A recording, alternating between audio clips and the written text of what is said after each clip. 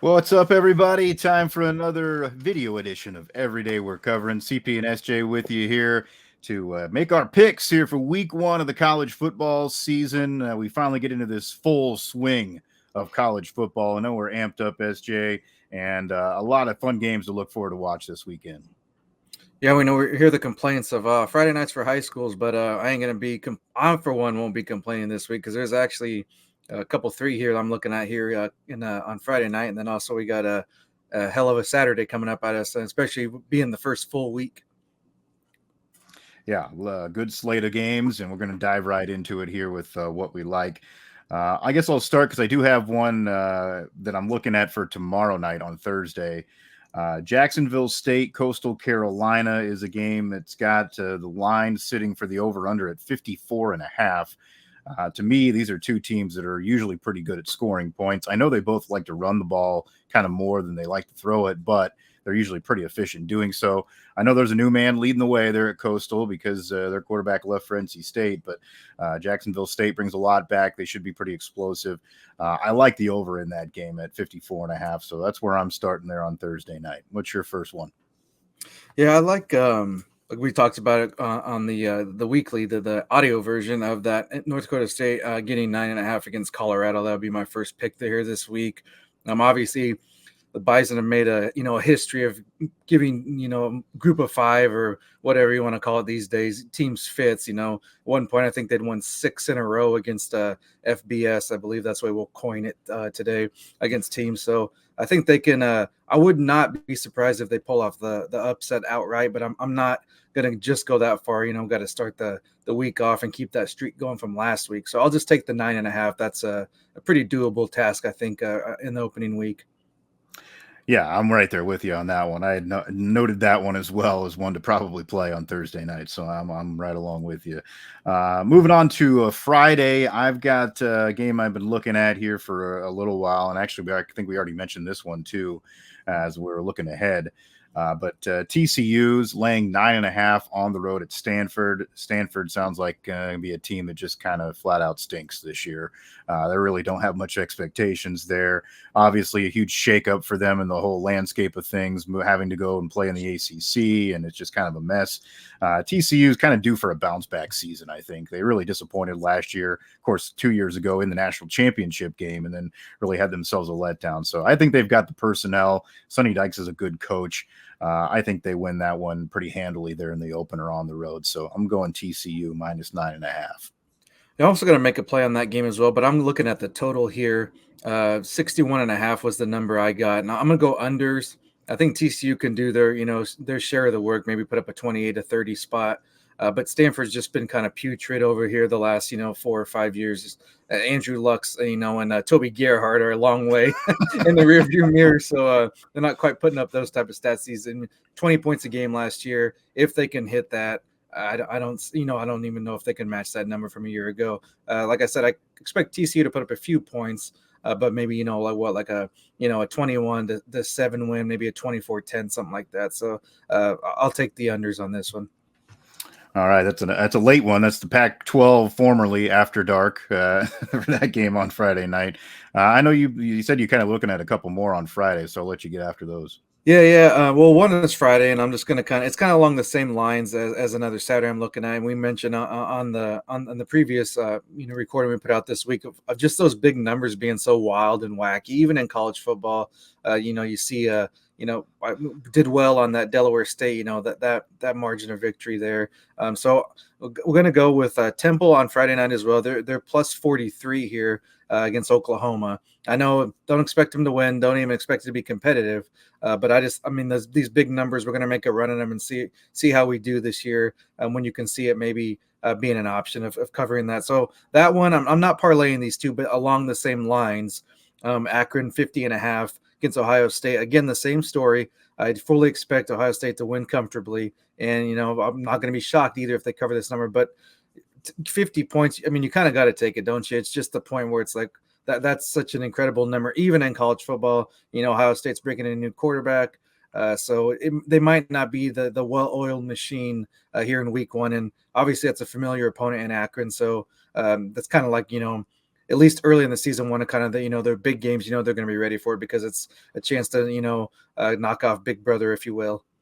Yeah, I'm with you there. That's it. Like you said, that number is just huge. And then I saw that even the total is almost like 58.5 or something. So it's like they're expecting Akron to score 0 points. I don't know how I that mean, they're works. called the Zips, but I think they can do more than Zip. So Yeah, they'll put up more yeah, than Zip, I think. Or if not, yeah. maybe it's a 42-0, something like that. There you go. Yeah, yeah. New quarterback, new running back. I mean, there's a lot to work through there for Ohio State still. So I don't hate that either.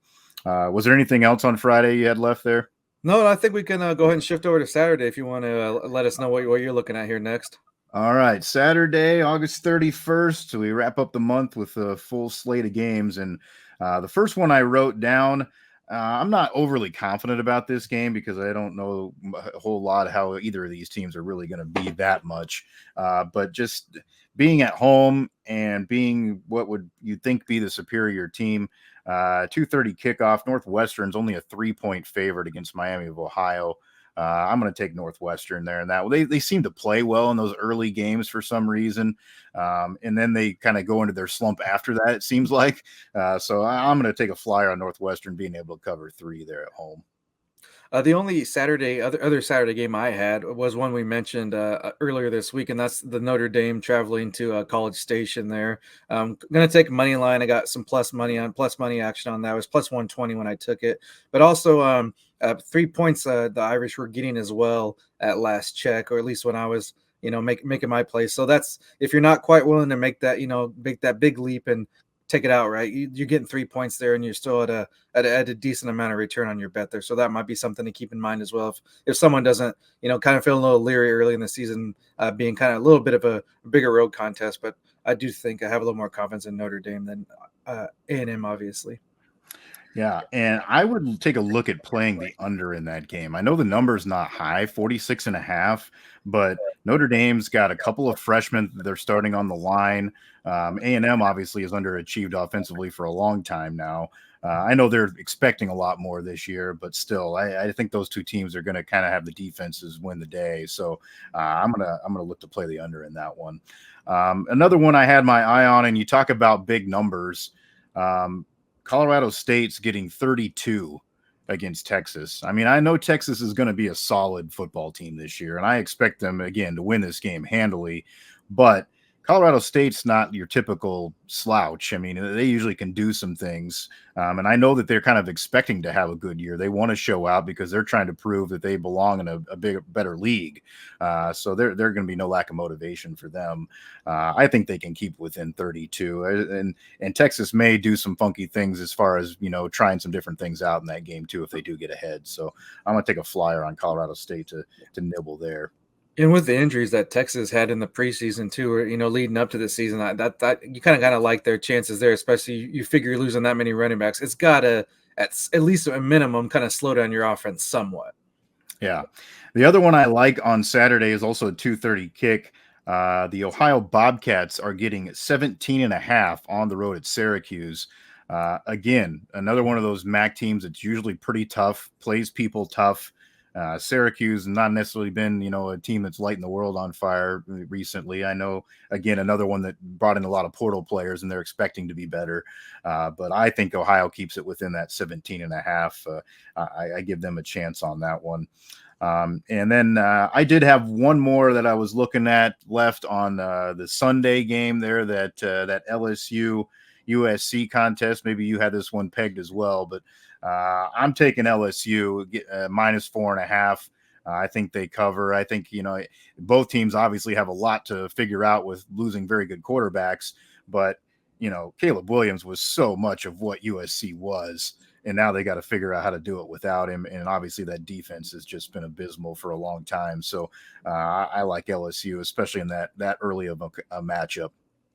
Yeah, I wanted to take USC in the points, but like you said, I don't know how they're gonna, kind of put up the kind of numbers that they put up last year, at least, towards, in bigger games and like when the, kind of the lights were the brightest, if you will. So that kind of lead me away from that, but I will take the overs. I think it could be a high scoring affair back and forth.